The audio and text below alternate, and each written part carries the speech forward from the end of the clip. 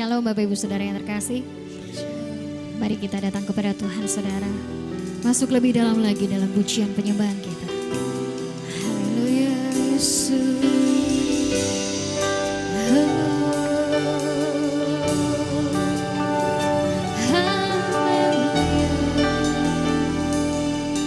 Terima kasih Tuhan, kami bersyukur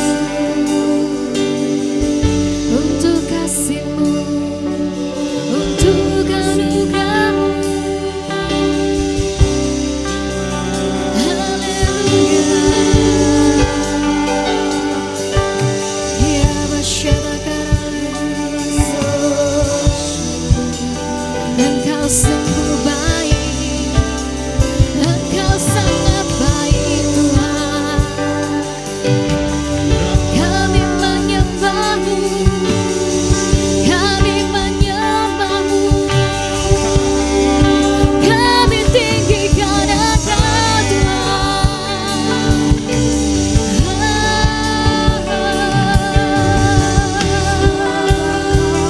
Engkau layak disembah, ditinggikan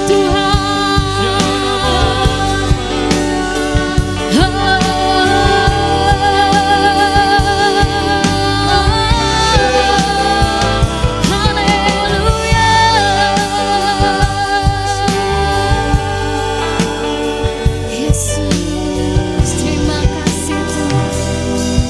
Satu kerinduan kami Tuhan, kami ingin mengenal Engkau lebih lagi Tuhan. Haleluya. Saat kami melihat wajah-Mu Tuhan, kami merasa terkagum Tuhan. Haleluya. Bila ku buka mataku dan lihat wajah-Mu, ku terkagum. Bila ku lihat hidupku dan karya tangan-Mu, kami tersanjung Tuhan. Yes Tuhan. Karena semua yang baik dalam hidupku, itulah karya-Mu. Kau beri kesempatan yang baru, dan ku ingin mengenal-Mu Tuhan lebih dalam dari semua yang ku kenal. Tiada kasih yang melebihi-Mu, ku ada untuk menjadi penyembah-Mu.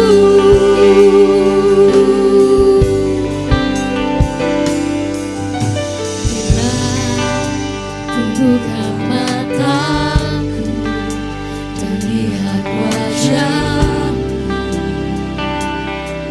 ku terkagum. Bila ku lihat hidupku dan karya tangan-Mu, ku tersanjung. Karena semua yang baik dalam hidupku, itulah karya-Mu. Kau beri kesempatan yang baru, dan ku ingin mengenal-Mu Tuhan lebih dalam dari semua yang ku kenal. Tiada kasih yang melebihi-Mu, ku ada untuk menjadi penyembah-Mu.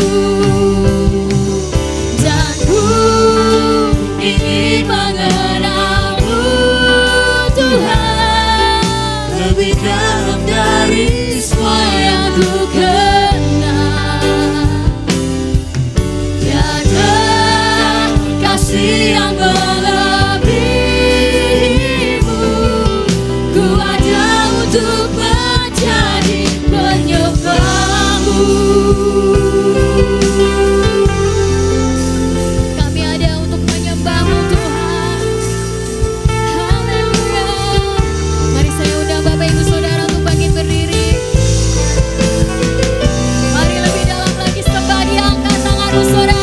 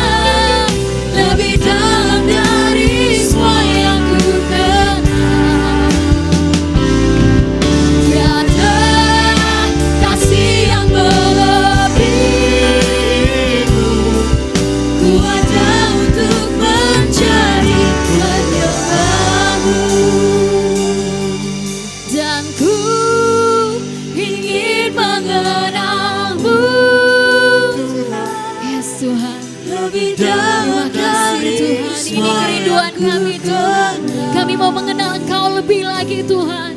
Mari Engkau angkat tanganmu, sembah Dia, ingat segala kebaikannya, kebaikannya dalam setiap hidup kita. Lebih dalam lagi, dan ku ingin mengenal-Mu Tuhan, lebih dalam dari semua yang ku kenal. Tiada kasih yang melebihi-Mu. Ku ada untuk menjadi penyembah-Mu. Dan ku ingin mengenal-Mu Tuhan, lebih dalam dari semua yang ku kenal. Tiada kasih yang melebihi-Mu. Ku ada untuk menjadi penyembah-Mu. Ku ada untuk menjadi, ku ada untuk menjadi, ku ada untuk menjadi penyembah-Mu. Haleluya. Oh, sungguh kami bersyukur. Kami bersyukur-Mu ya Allah yang dahsyat seperti Engkau Tuhan. Terima kasih Bapa. Saat ini kami bersyukur Tuhan untuk kesempatan saat ini Tuhan. Kami bersyukur Tuhan, kami memiliki anugerah untuk memuji dan memuliakan Engkau. Kuduskan Tuhan ibadah ini Tuhan. Dari awal, pertengahan hingga akhir Tuhan. Biarlah ibadah ini mulai menjadi ibadah yang berkenan di hadapan Tuhan. Biarlah sukacita surgawi ada di tengah-tengah kami Tuhan. Kami pulang membawa sukacita yang luar biasa Tuhan. Kami serahkan ibadah ini Tuhan. Di dalam satu nama yang indah, Tuhan Yesus Kristus. Semua kita yang siap memuji Tuhan katakan amin. Berikan sorak-sorai bagi nama Tuhan. Haleluya. Shalom Bapak Ibu Saudara. Tuhan Yesus baik. Puji nama Tuhan, kita mau pujikan Tuhan Yesus baik. Kasih dan sukacitanya tidak pernah berkesudahan. Kebaikannya, rahmatnya selalu baru tiap pagi. Haleluya. Mari bersukacita saudara. Tiada berkesudahan kasih setia-Mu Tuhan, selalu baru rahmat-Mu bagiku. Mari berganti hari, mari berganti hari. Tetap kulihat kasih-Mu tak pernah berakhir di hidupku. Katakan Tuhan Yesus baik. Tuhan Yesus baik. Angkat jempolnya. Sungguh amat baik. Untuk selama-lamanya Tuhan Yesus baik.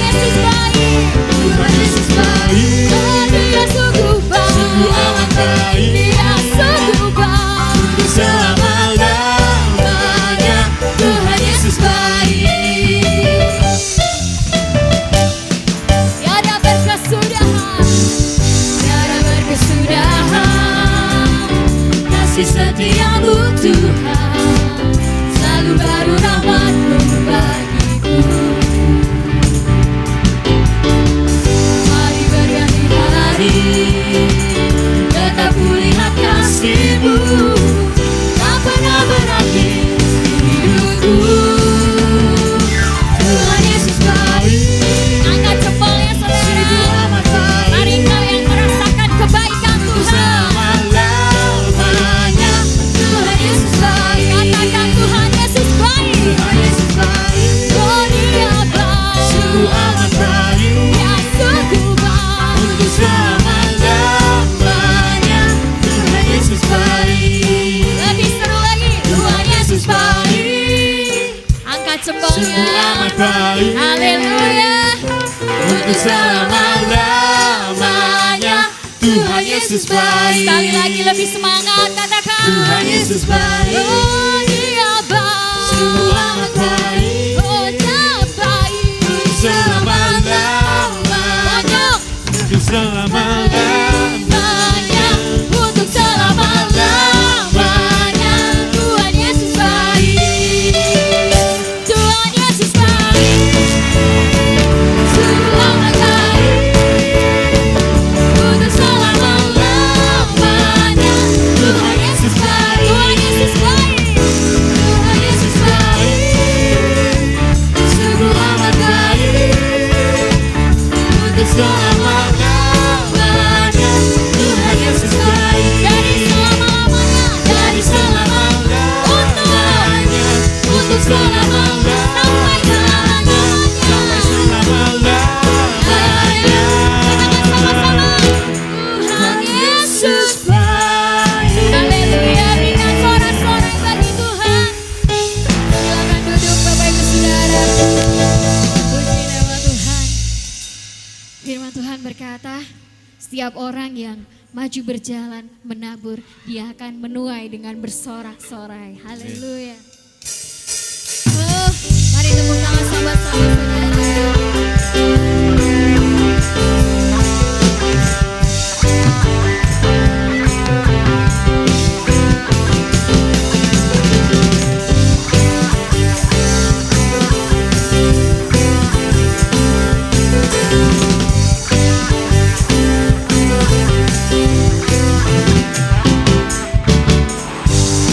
Ya Tuhan, memulihkan keadaan Sion. Ada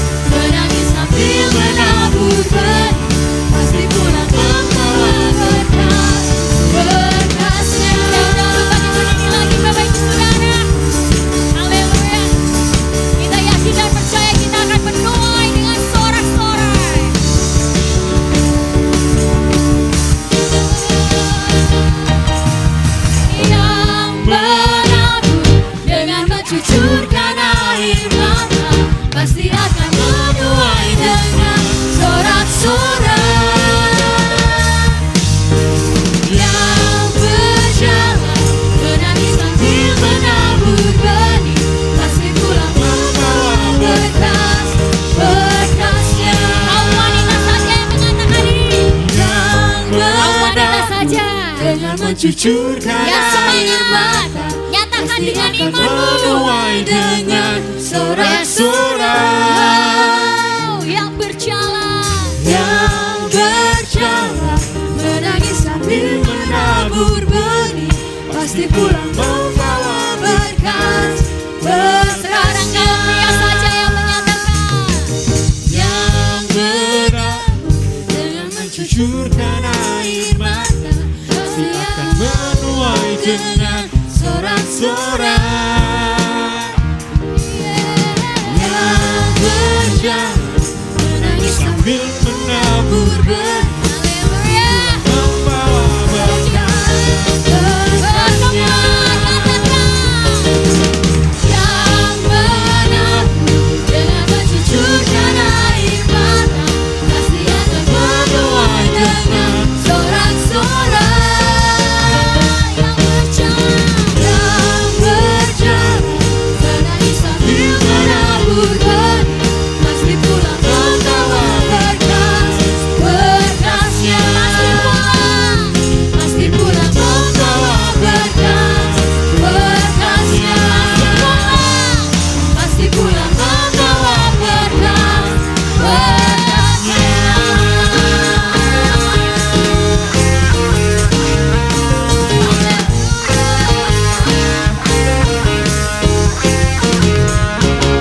Tuhan berikan sorak-sorai yang terbaik bagi Tuhan kita. Haleluya, silahkan duduk Bapak Ibu Saudara. Haleluya, terima kasih Tuhan. Sungguh Engkau tidak terbatas Tuhan, kami bersyukur Tuhan. Sebentar kita akan mendengarkan firman Tuhan, mari masuk lebih dalam lagi dalam hadirat Tuhan. Haleluya. Tuhan hadir, Tuhan Kau hadir. Kuasa-Mu tiada terbatas untuk setiap kami Tuhan. Yang mengasihi Engkau, yang mengandalkan Engkau Tuhan.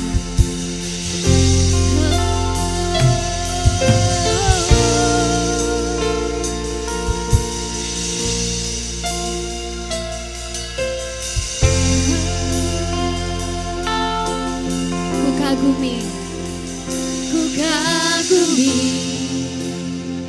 caramu mencintaiku. Kau ada di cerita proses hidupku. Di titik terendahku Kau hadir untuk mengangkatku. Ku tahu Kau tak menyerah akan hidupku. Ku kagumi caramu mencintaiku. Kau ada di cerita proses hidupku. Di titik terendahku Kau hadir untuk mengangkatku. Ku tahu Kau tak menyerah akan hidupku. Tak terbatas kuasa-Mu, tak terduga cara-Mu. Kau yang ku andalkan di setiap langkah hidupku. Tak terbatas kasih-Mu, tak terduga jalan-Mu.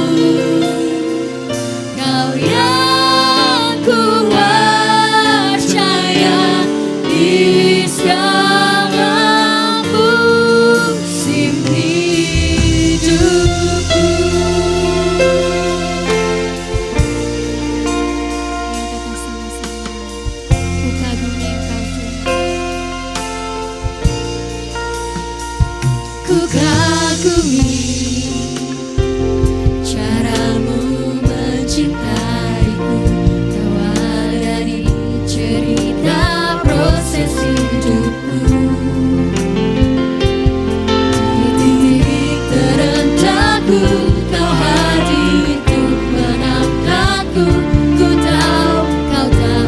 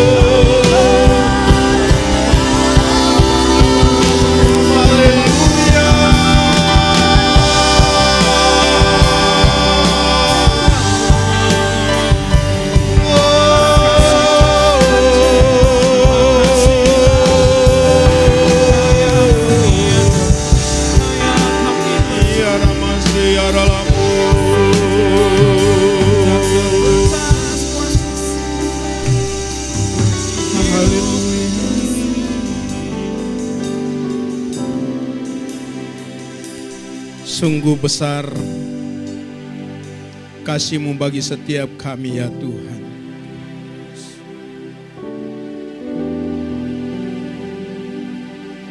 Anugerah-Mu besar bagi setiap kami umat-Mu yang hadir pada saat pagi hari.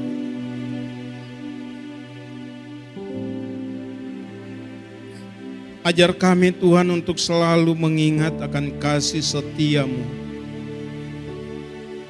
di dalam setiap langkah kehidupan kami.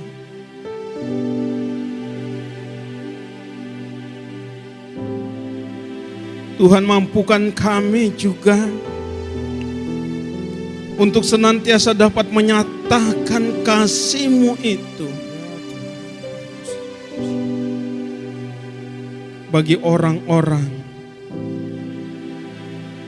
yang membutuhkan Engkau Tuhan. Terima kasih Tuhan. Biarlah pujian yang kami naikkan di hadapan hadirat-Mu sungguh-sungguh dapat meninggikan akan Engkau ya Tuhan. Karena kami begitu sadar bahwa tanpa kami memuji Tuhan, Tuhan pun sudah tinggi. Bahkan Engkau sudah mulia. Tapi kami mau belajar Tuhan. Kami mau belajar untuk melakukan apa yang menjadi kehendak-Mu atas setiap hidup kami. Dan Tuhan, sore hari ini kembali kami mau belajar bersama-sama kebenaran firman. Roh Kudus, Engkau yang ada di tengah-tengah kami. Tolong setiap kami Tuhan, urapi setiap kami, supaya kami dapat menerima firman Tuhan di dalam hati kami. Dan itu dapat menjadi sebuah kehidupan yang kami hidupi setiap hari Tuhan. Urapi hamba-Mu ya Tuhan. Pakai hidup hamba-Mu untuk menjadi saluran berkat-Mu. Untuk menyatakan apa yang menjadi isi hati-Mu bagi setiap kami. Terima kasih Tuhan, berfirmanlah, kami siap untuk mendengar dan menerimanya. Di dalam nama Tuhan kami Yesus Kristus, kami berdoa bersyukur. Haleluya. Amin. Silakan duduk kembali Bapak Ibu Saudara yang kasih dalam Tuhan Yesus Kristus. Shalom. Shalom. Ya. Puji nama Tuhan Bapak Ibu Saudara yang kasih dalam Tuhan Yesus Kristus. Sore hari ini kalau Tuhan masih memberi kesempatan kepada kita untuk kita boleh bersama-sama beribadah kepada Tuhan, bersama-sama bersekutu dengan anak-anak Tuhan. Kita tahu itu semua karena kasih anugerah Tuhan. Amin. Bukan karena kita mau, bukan karena kita bisa, bukan karena kita mampu, tetapi mari kita mau belajar bersama-sama menghayati di dalam setiap kehidupan kita. Bahwa semua itu dapat terjadi bagi setiap kita. Karena ada Tuhan yang senantiasa mengasihi hidup kita. Amin. Bapak Ibu, sore hari ini kita akan belajar bersama-sama firman Tuhan. Saya beri judul atau tema hukum Kristus. Hukum Kristus. Apa sih itu hukum Kristus? Nanti kita akan belajar bersama-sama. Tapi tujuan dari firman Tuhan sore hari ini, yaitu bagaimana kita memenuhi hukum Kristus. Seringkali di dalam kekristenan kita diperhadapkan pada sebuah pilihan. Ya atau tidak, boleh atau tidak.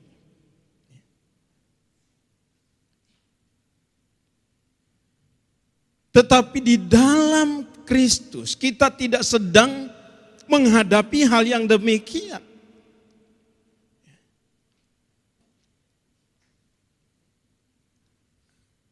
Berbeda dengan hukum lama. Nanti kita akan belajar bersama-sama. Kita lihat dulu di dalam Matius 22 ayat 36 sampai ayat yang ke-40. Ya, Matius 22 ayat 36, ketika Yesus bersama-sama dengan murid-muridnya, lalu Yesus bertanya, murid-muridnya bertanya kepada Yesus, apa yang kami harus lakukan? Ya. Lalu di dalam ayat 36 dari Matius 22 ayat 36 dikatakan, Guru, hukum manakah yang terutama di dalam hukum Taurat? Yesus selama hidupnya di dunia selalu dianggap oleh para ahli Taurat, bahkan orang-orang Farisi, bahwa Yesus itu selalu melanggar Taurat.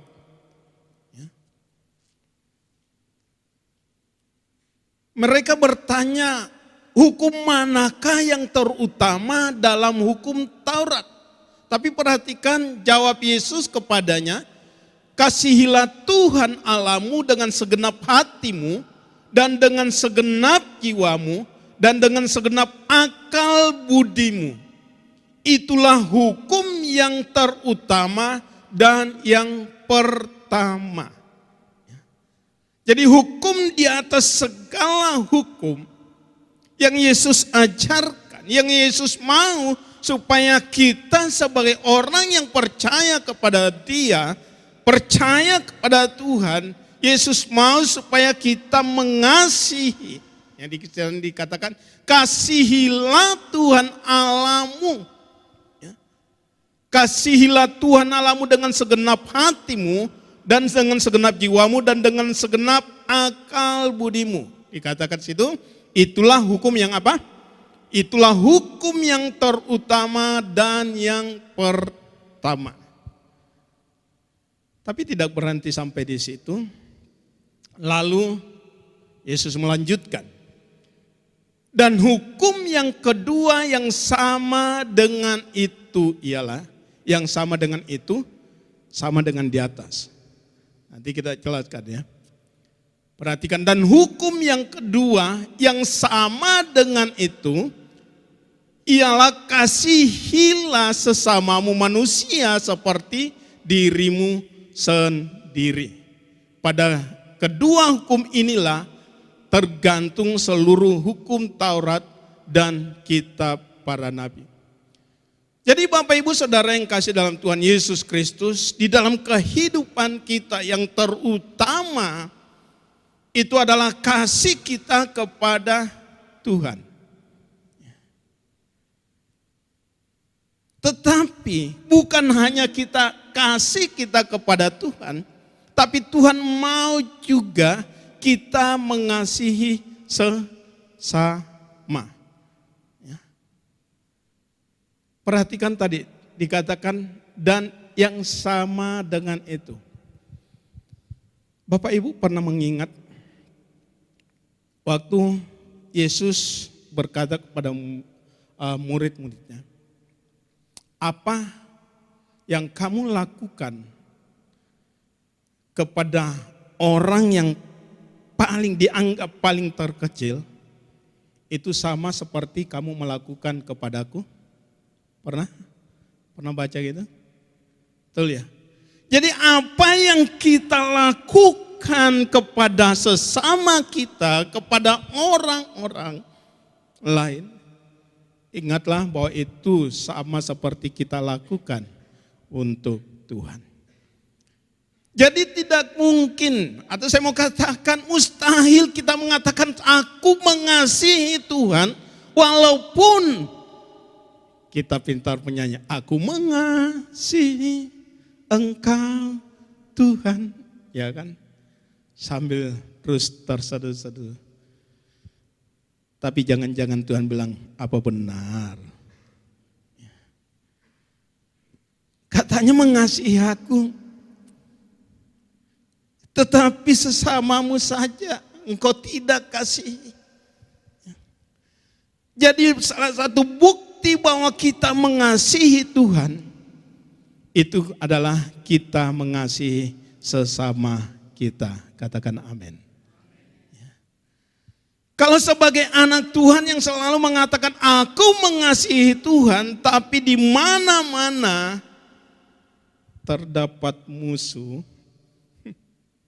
Halo? Apakah dapat kita mengatakan aku mengasihi Tuhan? Itulah sebabnya dikatakan dan hukum yang kedua yang sama dengan itu. Jadi Bapak Ibu, saudara yang kasih dalam Tuhan Yesus Kristus, sejauh mana kita mengasihi Tuhan, demikian pula kita harus mengasihi sesama kita. Jangan dibalik. Ya. Banyak orang yang mengasihi sesamanya tapi tidak mengasihi Tuhan. Itu berarti bahwa apapun yang kita lakukan di dalam Tuhan, atau apapun yang kita lakukan kepada sesama kita, itu sama halnya bahwa kita sedang melakukan kepada Tuhan. Selanjutnya dikatakan di dalam Yohanes, slide selanjutnya, ya, Yohanes pasal yang ke-13 ayat yang ke-34 sampai ayat yang ke-35. Ya. Dikatakan firman Tuhan, aku memberikan perintah baru kepada kamu. Atau kita baca bersama-sama nih. Ya. Yohanes pasal yang ke-13 ayat 34 sampai ayat yang ke-35. Sama-sama Bapak Ibu, 2, 3.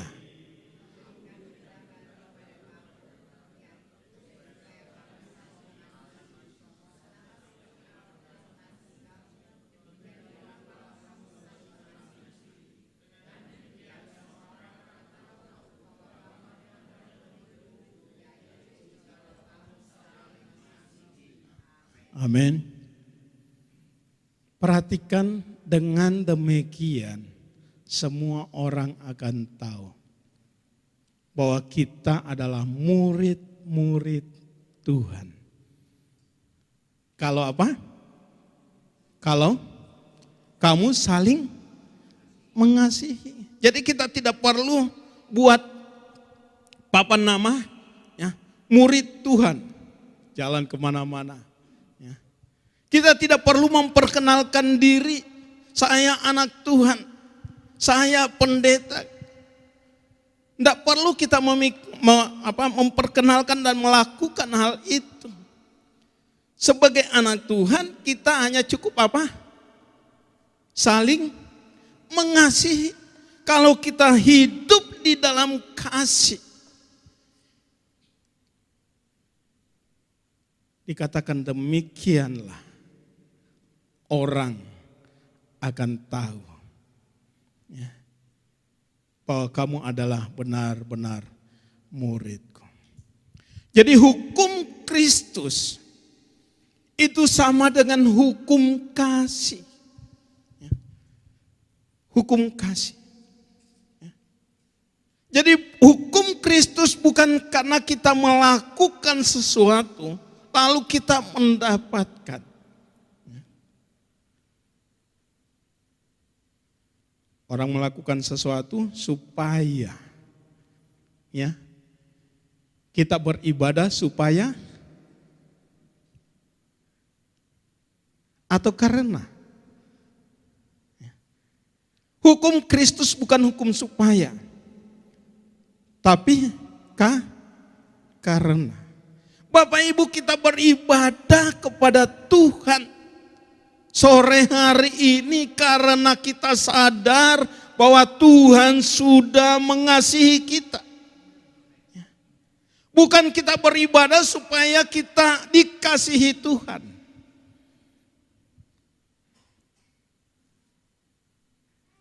Jadi segala sesuatu kita lakukan dengan sebuah kesadaran. Karena kasih Tuhan. Slide selanjutnya. Ya. Perhatikan, bila hukum Musa atau Taurat itu hanya memberi janji kehidupan bagi yang taat. Ya. Tapi perhatikan Bapak Ibu ya. Kita tidak hidup di dalam Taurat, Tetapi kita tidak meniadakan Taurat. Ya. Sekali lagi, kita tidak hidup di dalam Taurat, tetapi kita tidak meniadakan Taurat. Karena Taurat itu, ya, makasih. Taurat itu sebenarnya digenapi di dalam hukum Kristus itu tadi. Dalam kita baca ayat yang pertama tadi ya, Matius pasal 22 itu. Sebab di dalam hukum kasih itulah tergantung seluruh apa? Hukum Taurat. Sekali lagi, bila hukum Musa, hukum Taurat itu hanya memberi janji kehidupan bagi yang taat, ya, tetapi tidak memberi kuasa untuk mentaati. Kita selalu berusaha untuk taat, tapi yang terjadi adalah apa? Taat atau tidak taat? Ya. Karena kita tidak mampu. Ya. Kita tidak punya kekuatan, kita tidak punya kuasa untuk itu. Kalau kita bergantung pada Taurat.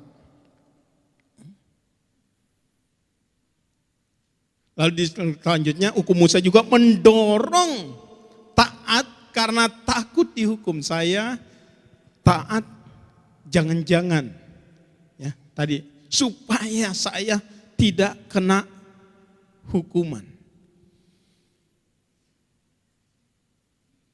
Tetapi kita harus mengalami yang namanya sebuah perubahan di dalam kehidupan kita.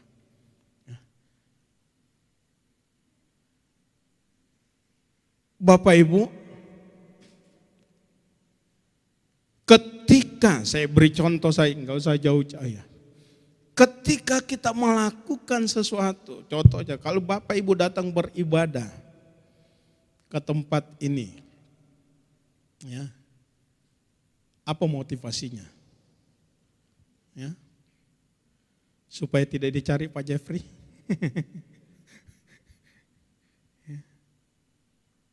Kita melakukan sesuatu supaya. Tapi perhatikan di sini dikatakan, ya. Tetapi hukum Kristus itu menugaskan kita yang sudah hidup rohaninya. Ya. Hidup rohaninya. Kapan seseorang hidup rohaninya? Ya. Kapan Bapak Ibu?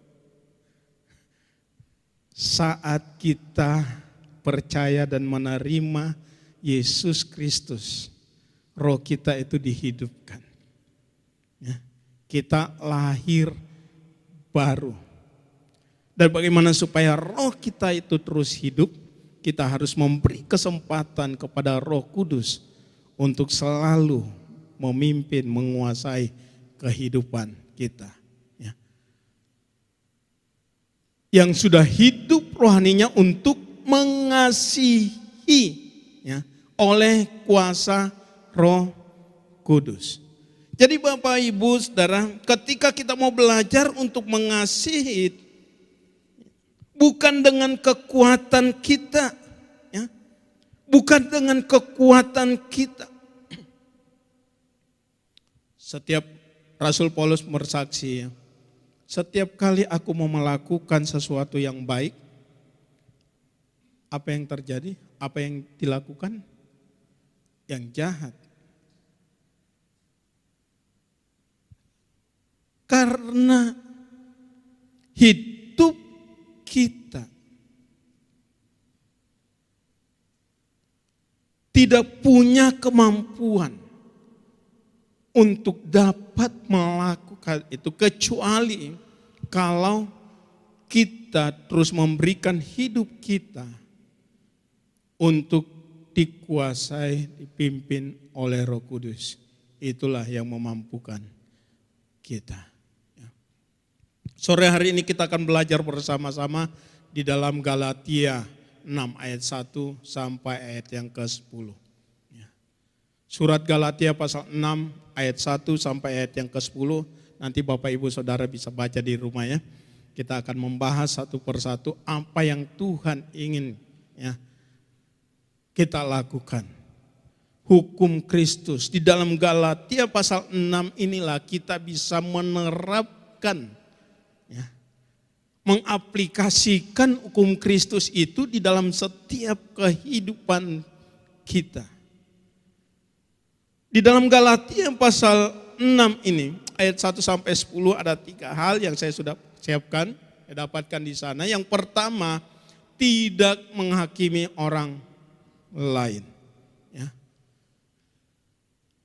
Ayat pertama dikatakan, saudara-saudara, kalaupun seorang kedapatan melakukan suatu pelanggaran, maka kamu yang rohani harus memimpin orang itu ke jalan yang benar di dalam roh yang lemah lembut, sambil menjaga dirimu sendiri supaya kamu juga jangan kena pencobaan.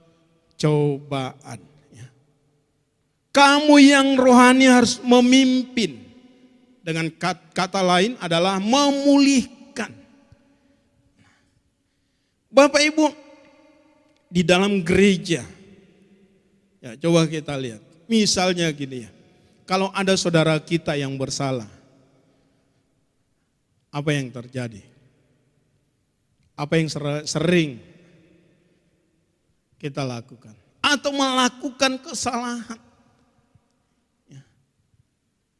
Yang adalah apa? Penghakiman. Ya. Saya teringat ya, waktu melihat ini menghakimi orang lain, ya, maaf Pak Jeffrey, saya mau sampaikan ini. Beberapa tahun yang lalu mungkin Pak Jeffrey sudah lupa lah. Mungkin Pak Jeffrey sendiri sudah lupa. Waktu ingin atau mengajukan ya, naik jadi pendeta ya. Pernah gagal ya Pak?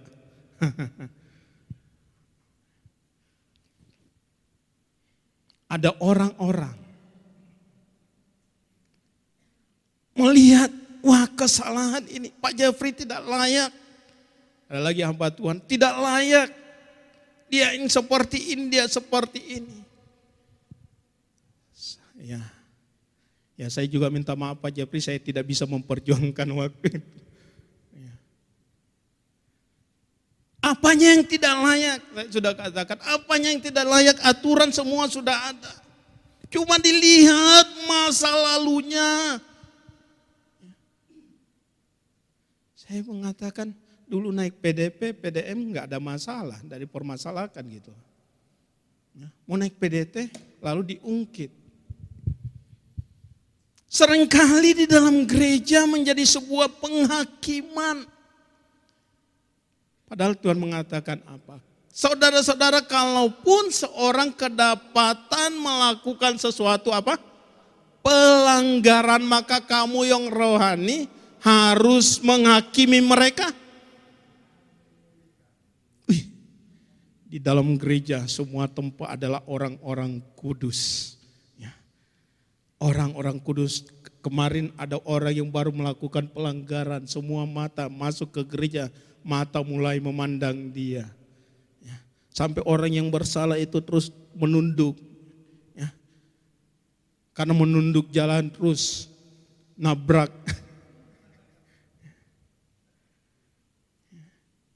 Kalau kita mau mengatakan mengenakan hukum Kristus, Bapak Ibu Saudara, marilah kita belajar untuk tidak menghakimi kesalahan orang lain. Tetapi sebaliknya dikatakan kamu harus memimpin, memulihkan orang itu. Gereja bukan showroom. Gereja bukan tempat orang-orang yang semuanya sudah baik, sempurna, tidak ada kesalahan di dalamnya. Tapi gereja adalah bengkel di mana orang-orang yang ada di dalamnya perlu perubahan, perlu diperbaiki. Ya. Sore hari ini ada di antara kita yang sudah sempurna, sudah tidak berbuat kesalahan. Kalau sudah atau semua jemaat itu, maka saya berhenti untuk berkhotbah. Mari Bapak Ibu Saudara yang kasih dalam Tuhan Yesus Kristus, marilah kita jadikan persekutuan kita, gereja kita, bukan sebagai suatu tempat yang melihat kesalahan orang lain, memberikan penghakiman kepada orang lain. Karena kalau demikian kita tidak akan pernah menjadi orang-orang yang dapat melakukan hukum Kristus. Bagaimana kita bisa membawa orang-orang yang ada di luar sana, kalau di dalam diri kita sendiri, di dalam persekutuan kita sendiri masih ada terjadi ini. Itulah sebabnya Paulus mengingatkan kepada jemaat yang ada di Galatia. Kalaupun ada seorang yang kedapatan melakukan kesalahan, kalaupun ada satu orang yang berdosa, Bapak Ibu tahukah kita, seandainya saja semua orang di dunia ini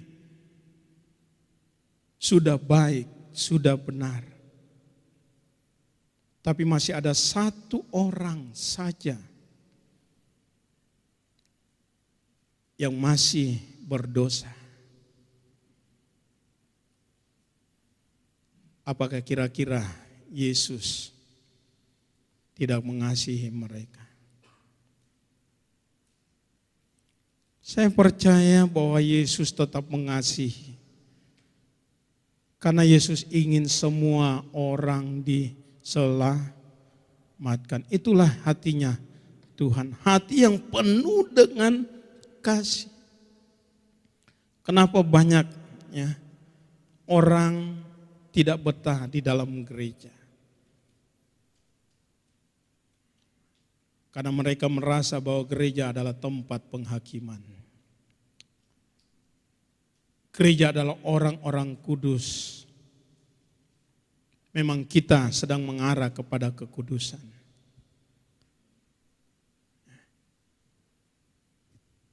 Saya pernah mendengar sedih hati saya di sebuah di gereja tempat saya dulu beribadah. Ketika saya kembali, saya melihat begitu banyak orang yang dulu pernah ada, setia, lalu ketika saya kembali, orang ini sudah enggak ada lagi. Saya tanya, kenapa? Oh, saya pernah salah dan itu tidak dapat diterima.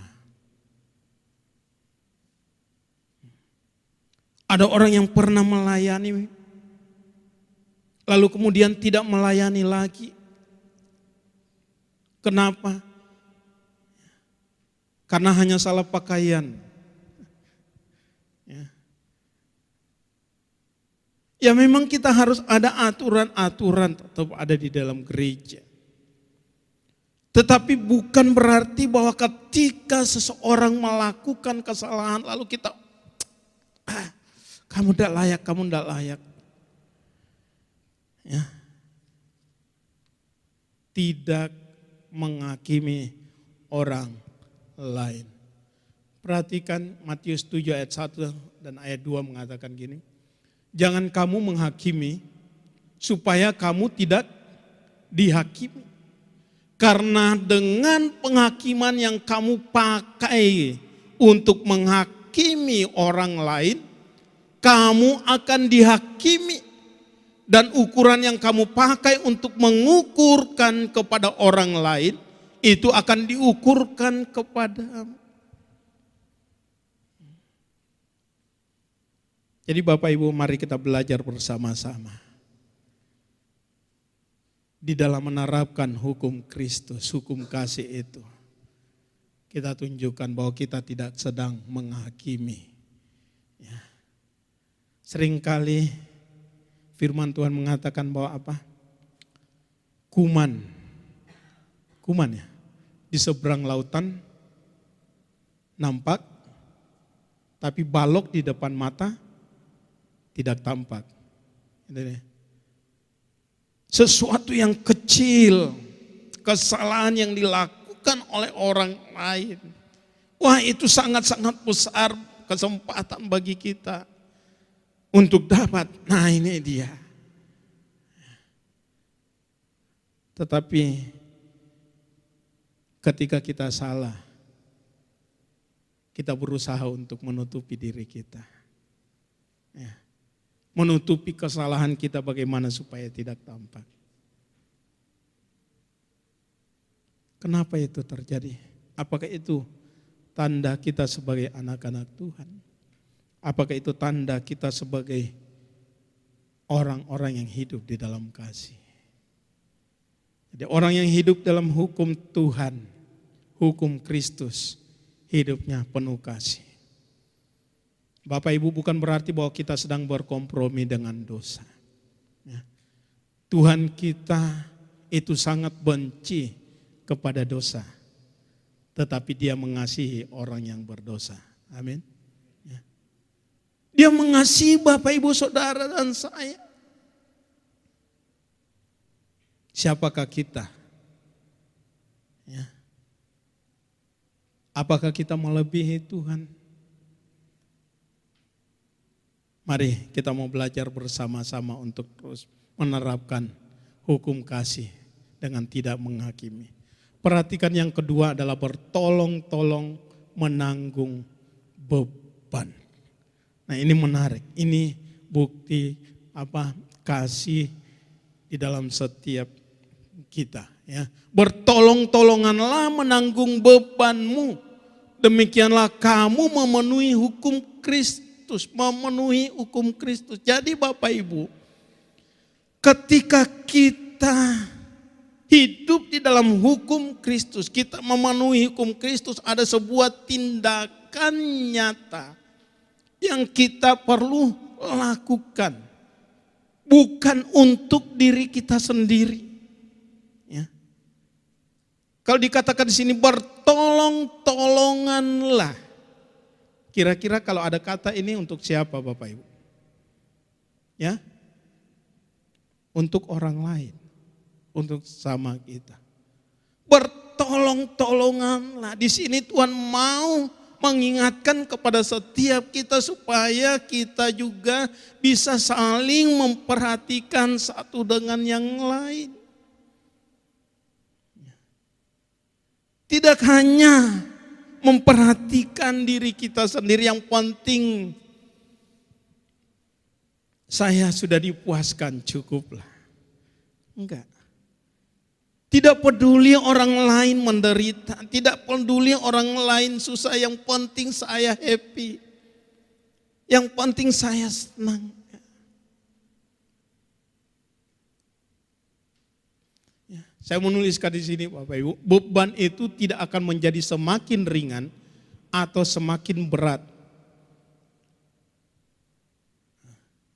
Tetapi akan membuat seseorang itu menjadi lebih kuat dan menjadi pemenang.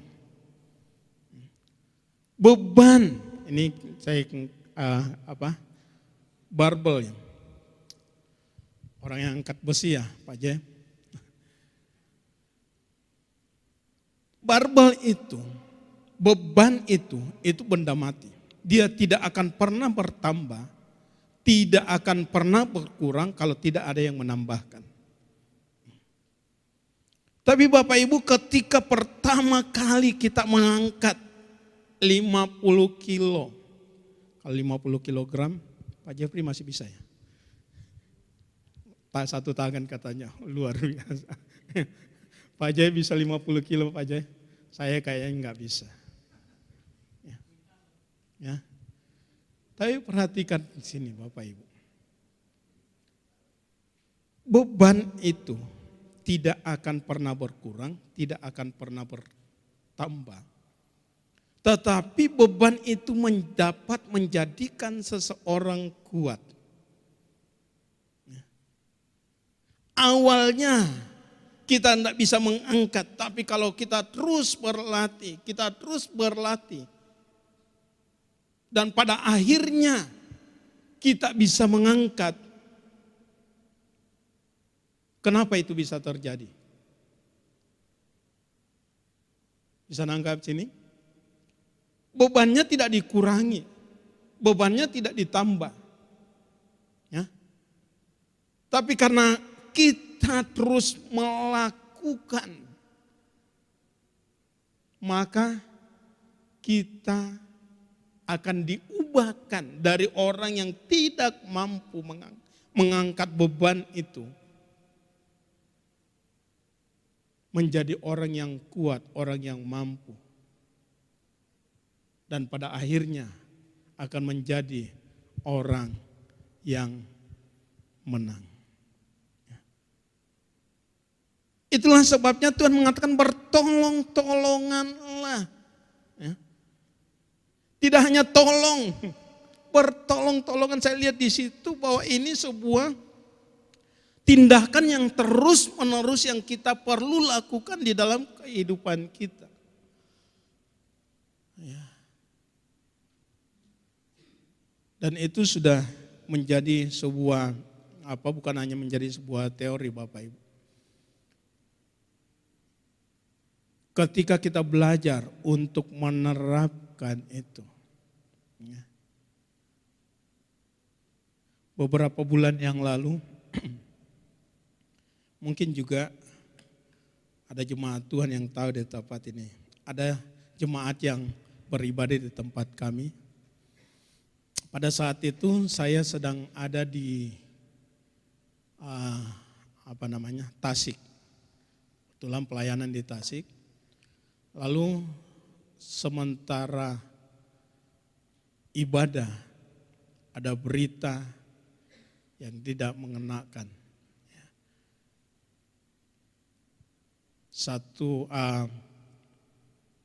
Sebuah keluarga ya. Satu keluarga 3 orang, jadi seorang bapak dan 2 orang anaknya. Pagi, karena dia biasa ibadah sore, jadi pagi pergi mengantarkan anaknya untuk les. Tapi tiba-tiba mengalami kecelakaan kereta. Saya mendengar akan hal itu, saya walaupun dari tempat yang jauh saya pastikan dulu. Ya, saya pastikan yang memberi berita itu dan saya tanyakan kepada beberapa orang. Saya tahu waktu itu jemaat yang ada di BSB juga masih ibadah karena saya tahu jam-jam ibadah di sana. Mereka masih ibadah. Bahkan setelah itu kami sudah ada rencana untuk pertemuan. Gitu ya. Tapi belum selesai sudah ada yang berangkat. Ya. Ada yang beberapa orang ada yang ke tempat kejadian, ada yang ke rumah. Ada yang mencari sesuatu yang berupaya. Yang pertemuan ditinggalkan aja dulu. Ya. Mereka semua mengambil bagian. Tidak cukup hanya waktu itu saja. Dan menjadi kesaksian bagi keluarga itu sendiri. Ya. Bahwa di sini kami menemukan keluarga kami di dalam Tuhan.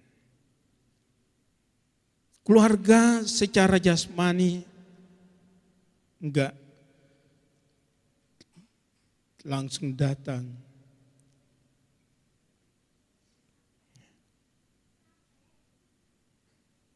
Mereka mengurus segala sesuatu.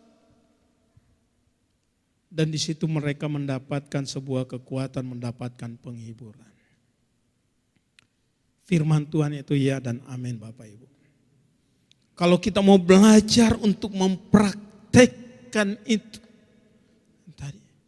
Bagaimana ketika jemaat Tuhan tadi ya acu tak acu saja, masa bodoh. Ya. Tidak sigap melakukan sesuatu, memberikan pertolongan kepada orang yang membutuhkan. Mungkin ceritanya lain. Tetapi dengan kejadian itu, dengan peristiwa itu, dengan melihat hal itu, saya melihat keluarga ini boleh semakin setia kepada Tuhan. Ya. Saya secara pribadi senang ya, melihat akan hal itu. Karena setahu saya ternyata teman, kebetulan itu teman saya juga. Ya, sama-sama dulu sekolah di Salop waktu masih di Puri. Tapi saya enggak tahu begitu lama dia terhilang. Begitu lama dia mengalami kemunduran. Tetapi lewat peristiwa itu, dia semakin kuat. Bahkan hari-hari ini dia begitu giat. Sampai saya katakan, maaf Pak, kalau saya mengikuti ini semua, yang lain bisa terbengkalai. Dia bilang, kamu enggak perlu ikutin semua. Ya. Beri kesempatan kepada jemaat-jemaat Tuhan untuk melakukan. Perhatikan Bapak Ibu. Ketika kita bersama bertolong-tolongan untuk mengangkat beban itu, ya, maka yang terjadi adalah hidup kita ini yang akan semakin kuat. Ya. Beban, tekanan, pencobaan atau masalah, ya, itu adalah alat yang dipakai Tuhan untuk menjadikan anak-anak Tuhan semakin kuat di dalam Tuhan. Kalau kita mau mengatakan kita hidup di dalam hukum Kristus, mari kita belajar, praktekkan ini. Ya. Di dalam komsel ya, ada komsel sih ya. Komsel itu tidak akan berarti apa-apa. Itu hanya sekedar akan menjadi pertemuan biasa saja. Ya. Tinggal hanya kita memindahkan ibadah dari gereja ke rumah, karena di rumah tidak bisa menampung sebanyak orang, lalu kita ke sebagian saja. Itu tidak akan berarti apa-apa. Komsel-komsel kita tidak akan hidup kalau setiap kita yang ada di dalamnya tidak menaruh perhatian, tidak berusaha untuk mengangkat beban bagi saudara-saudara kita. Kita enggak tahu mungkin. Ya. Tapi mari kita mau belajar. Kita mau belajar untuk hal yang kedua ini. Senantiasa bertolong-tolongan mengangkat beban itu. Ya. Kita semua tidak punya kekuatan yang sama. Kita semua tidak punya beban yang sama, tapi kita semua punya beban dan kekuatan. Amin. Setiap kita punya kekuatan, mari kita saling menolong satu dengan yang lain untuk menyatakan bagaimana Tuhan berkarya dalam kehidupan kita. Yang ketiga, menabur hal yang baik. Ya.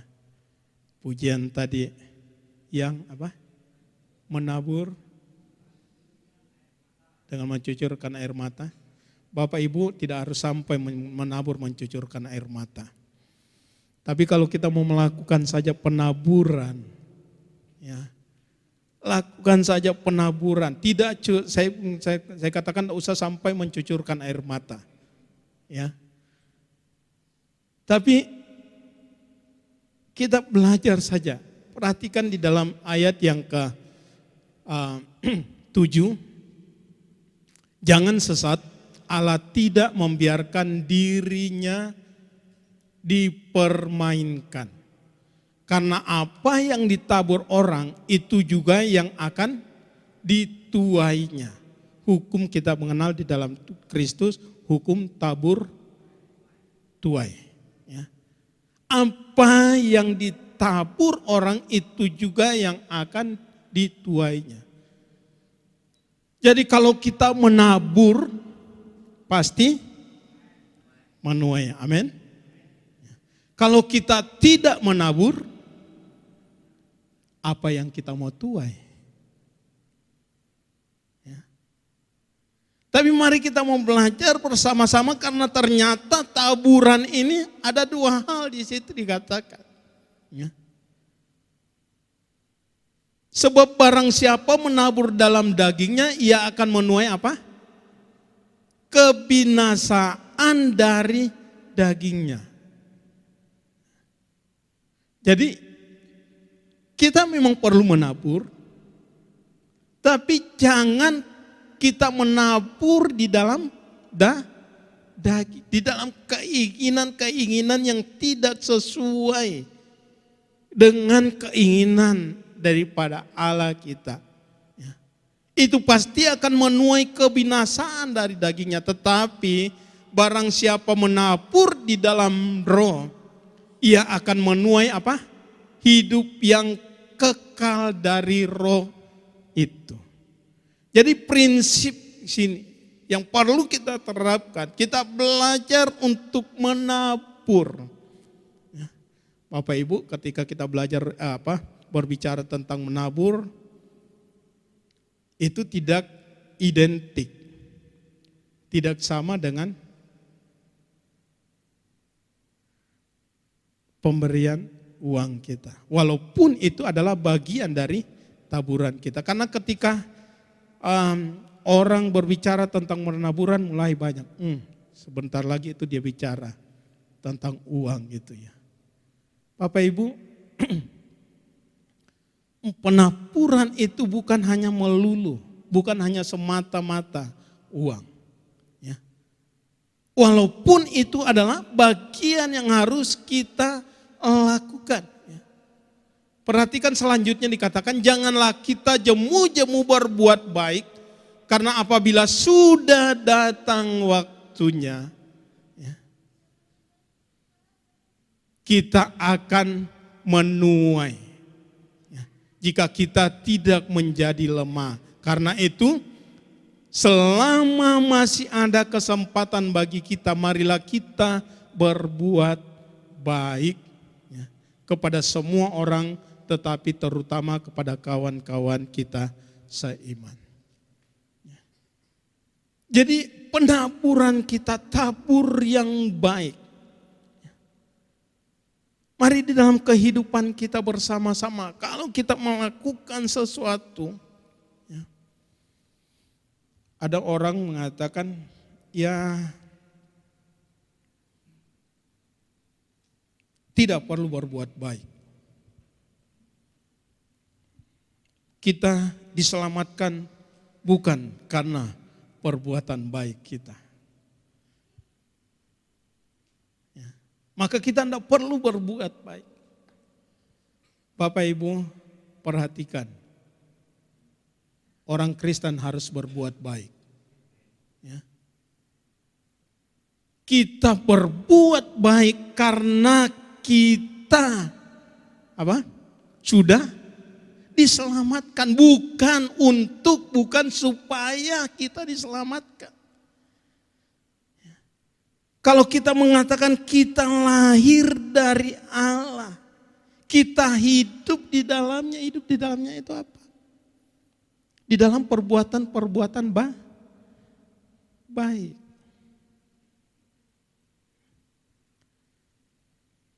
Mari Bapak Ibu Saudara yang kasih dalam Tuhan Yesus Kristus yang ada di tempat ini. Jangan berhenti untuk memberikan, menabur sesuatu yang baik. Hari-hari ini banyak orang mempermasalahkan tentang persepuluhan. Ya, apalagi di YouTube kan, saya pikir ini orang yang kalau memang dasarnya kikir gitu enggak usah mengajak orang-orang lain. Bapak Ibu, Saudara, saya mau katakan gini, Bapak Ibu memberi perpuluhan untuk apa? Supaya diberkati? Supaya diberkati? Enggak. Karena kita diberkati, maka kita memberikan. Amin. Ya. Jadi apapun dalil-dalil orang mengatakan yang selalu mempengaruhi kita, kalau ini kesempatan ya, kesempatan bagi orang-orang yang memang dasarnya nggak mau memberi begitu. Ya.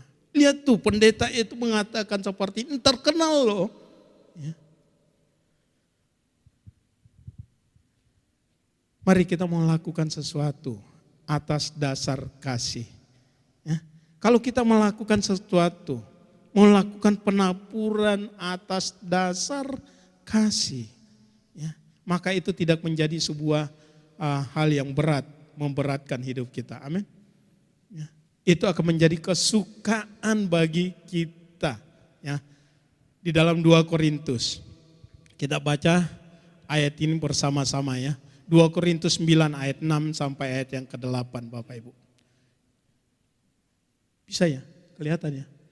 Kelihatannya. 2 Korintus 9 ayat 6 sampai ayat yang ke-8. Ya. Kita bangkit berdiri bersama-sama.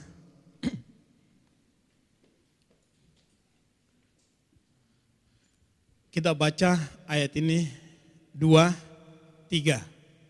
Camkanlah ini, orang yang menabur sedikit akan menuai sedikit juga. Dan orang yang menabur banyak akan menabur banyak juga. Hendaklah masing-masing memberi menurut kerelaan hatinya, jangan dengan sebab Allah mengasihi orang yang dan Allah sanggup melimpahkan segala kasih karunia kepada kamu, supaya kamu senantiasa berkecukupan di dalam segala sesuatu dan malah berlebih dalam pelbagai kebajikan. Camkanlah ini, kata firman Tuhan, Bapak Ibu. Kalau kita mengingat, kita mencamkan ini, perhatikan bagian yang terakhir di ayat itu, ya. Allah sanggup melimpahkan segala kasih karunia kepada kamu, supaya kamu senantiasa berkecukupan di dalam segala sesuatu dan malah berkekurangan, berkelebihan di dalam pelbagai kebajikan. Bapak Ibu, ada satu kisah. Ada seorang anak yang begitu miskin, makan pun dia tidak bisa ya. Sampai satu ketika dia pergi ke rumah satu keluarga untuk meminta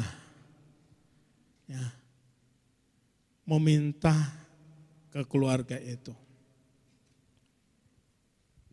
Orang lain tidak menghiraukan, tapi ada satu ibu yang melihat kejadian itu dan dia memanggil anak itu masuk. Kemudian dia memberikan, dia enggak mengenal, dia memberikan makanan kepada anak itu. Dan akhirnya setelah makan, anak itu kembali dan tidak pernah datang-datang lagi. Pendek cerita, beberapa waktu kemudian ibu ini menderita sebuah penyakit yang begitu berat dan dia harus menjalani operasi. Ini tidak dapat dihindari. Jalan satu-satunya bagi ibu itu untuk dapat tertolong adalah operasi. Ibu ini memikirkan biaya yang begitu besar, tetapi karena tahu bahwa hidup ini begitu berarti, maka dia dengan terpaksa masuk ke rumah sakit dan menjalani operasi itu. Di rumah sakit itu ada seorang dokter yang mendengar dan dia melihat keadaan, dia cek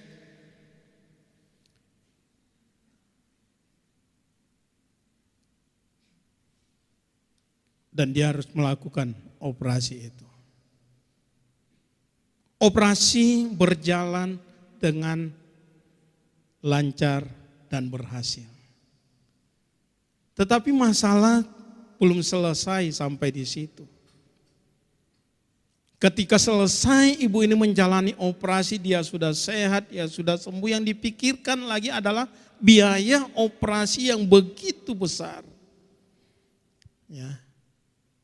Mungkin pernah ada yang mengalami ketika selesai operasi, lalu kemudian tunggu-tunggu tagihan. Gitu ya.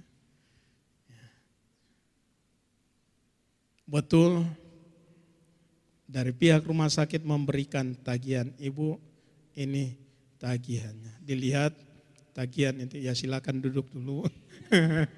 Ya, ibu ini tagihan dari operasi itu. Ya, dilihat, lihat cukup besar jumlahnya, semakin stres ibu ini. Tetapi yang membuat ibu ini tidak habis berpikir bahwa seluruh biaya rumah sakit, biaya operasi itu sudah lunas. Dia bertanya, siapa yang bayar? Saya belum mengeluarkan uang, saya enggak punya. Lalu dokter itu menemui ibu ini. Dia katakan, Bu, seluruh biaya operasi ini sudah lunas dengan satu mangkok makanan yang ibu pernah berikan kepada saya. Apalah artinya sebuah makanan yang diberikan kepada anak kecil waktu itu dibanding dengan biaya operasi, biaya rumah sakit yang cukup besar. Tapi karena ibu ini hanya mau melakukan dengan ikhlas, dia mau melakukan dengan sukacita. Dan di waktu yang tidak pernah dia pikirkan, Tuhan memakai anak yang pernah dia tolong. Itu untuk menolong dia. Kita tidak perlu memikirkan apa yang orang lain akan buat kepada kita. Yang perlu kita pikirkan apa yang dapat kita taburkan. Lakukan saja. Lakukan saja. Ingat tadi prinsipnya menabur pasti menuai. Kalau kita melakukan penaburan. Saya juga belajar. Saya belajar di dalam keluarga pun, orang tua saya juga saya melihat ya, bagaimana orang tua yang tidak punya apa-apa tapi dia dengan sukacita melakukan segala sesuatu. Mungkin dia tidak bisa memberi uang, tetapi dengan menabur kebaikan, menolong orang lain. Ya. Dan saya melihat bahwa begitu banyak orang yang mencintai ibu saya. Mari Bapak Ibu sore hari ini saya undang untuk kita bangkit berdiri bersama-sama. Sekali lagi, ini betul-betul berdiri. Ya. Mari kita mau hidup di dalam hukum Kristus. Ya. Yang pertama tadi apa? Tidak menghakimi kesalahan orang lain. Tidak melihat kesalahan saudaramu. Ya.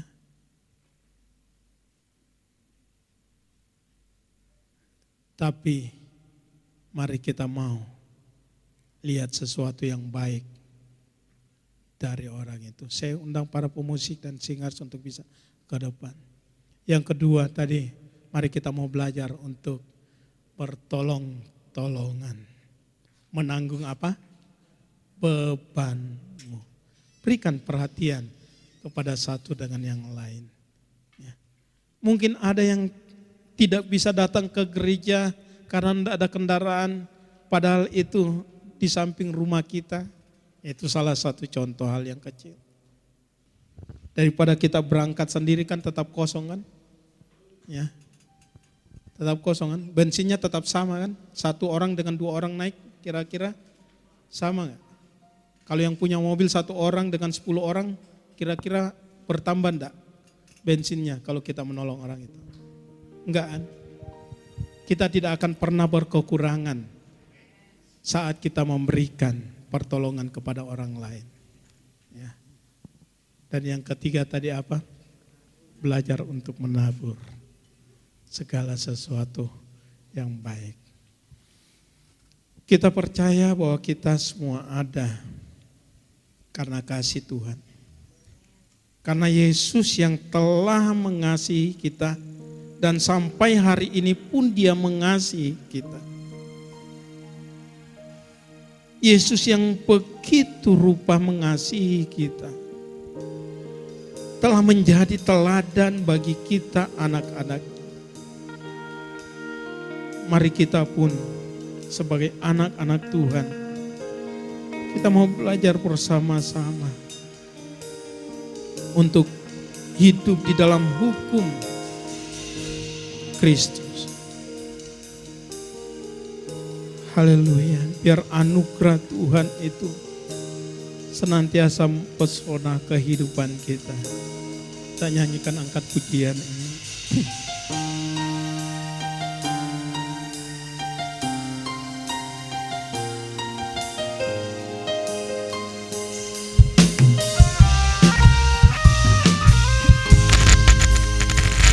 Amin. Tuhan kau sungguh besar, karya-Mu sungguh ajaib, tiada hentinya ku mengagumi, sungguh kau ajaib. Tuhan kau sungguh besar,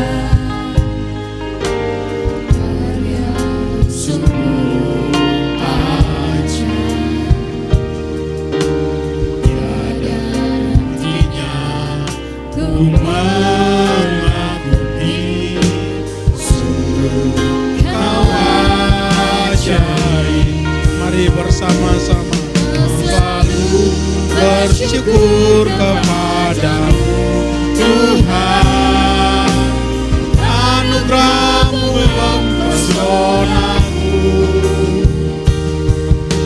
selalu dan selalu Kau angkat hatiku, Kau membuatku berharga di mata. Oh Tuhan kau sungguh besar, karya-Mu sungguh ajaib,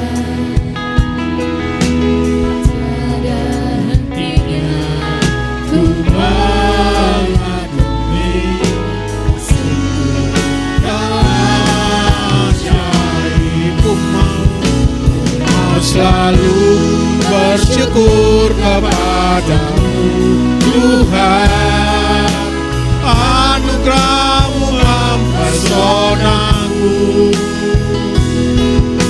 selalu dan selalu Kau angkat hatiku, Kau membuatku berharga di mata-Mu. Ku mau selalu bersyukur kepadamu Tuhan, anugerah-Mu mempesonaku,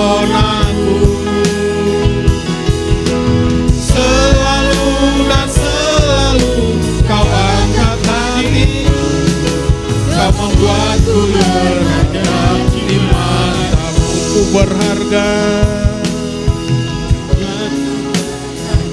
di mata-Mu, ku Kau membuatku berharga di mata-Mu.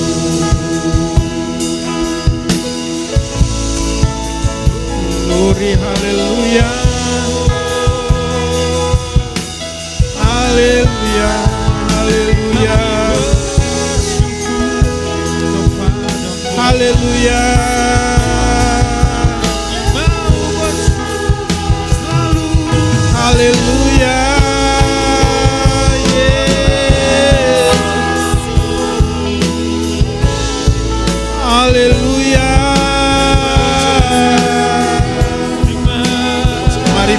kepada Tuhan. Haleluya. Oh, terima kasih Tuhan. Terima kasih Bapa. Terima kasih Engkau memberikan kepada kami firman-Mu sore hari ini.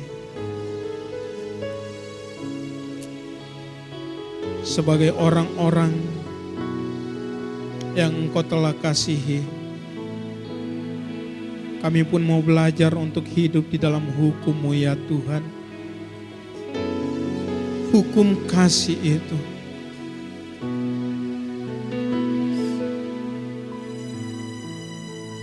tolong kami, ampuni kami kalau hari-hari ini kami masih ada penghakiman terhadap saudara kami, terhadap orang lain. Padahal Engkau meminta kepada kami untuk belajar melepaskan pengampunan. Roh Kudus, biarlah Engkau terus bekerja di dalam setiap hati anak-anak-Mu. Biar kebenaran firman-Mu sore hari ini menjadi kehidupan bagi kami semua. Kami mau belajar terus untuk saling menolong satu dengan yang lain. Kami boleh saling memperhatikan satu dengan yang lain. Bahkan Tuhan, kami boleh melakukan penaburan, menabur hal-hal yang baik dari hidup kami ya Tuhan. Terima kasih Tuhan. Berkati firman-Mu, berkati kami semua. Dalam nama Tuhan Yesus kami berdoa. Haleluya. Amin.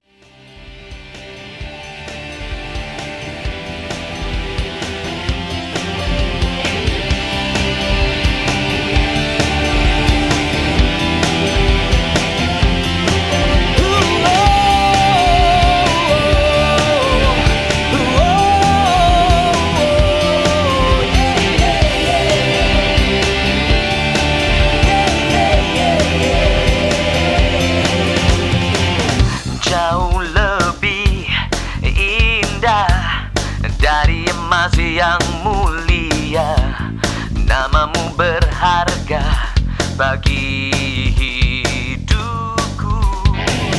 Jauh lebih kuat dari semua yang ku tahu. Nama-Mu melekat di dalam jiwaku. Nama-Mu selalu ada di tempat pertama hatiku dan selalu menjadi yang utama di rinduku. Oh, dimanapun ku berada tak akan berubah. Nama-Mu selalu berada di tempat pertama.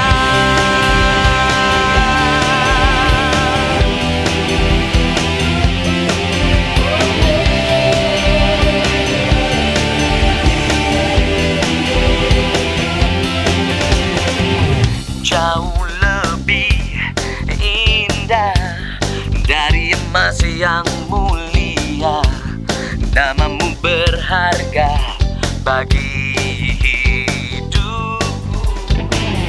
Jauh lebih kuat dari semua yang ku tahu. Nama-Mu melekat di dalam jiwaku. Nama-Mu selalu ada di tempat pertama hatiku dan selalu menjadi yang utama di rinduku. Oh, dimanapun ku berada tak akan berubah. Nama-Mu selalu berada di tempat pertama.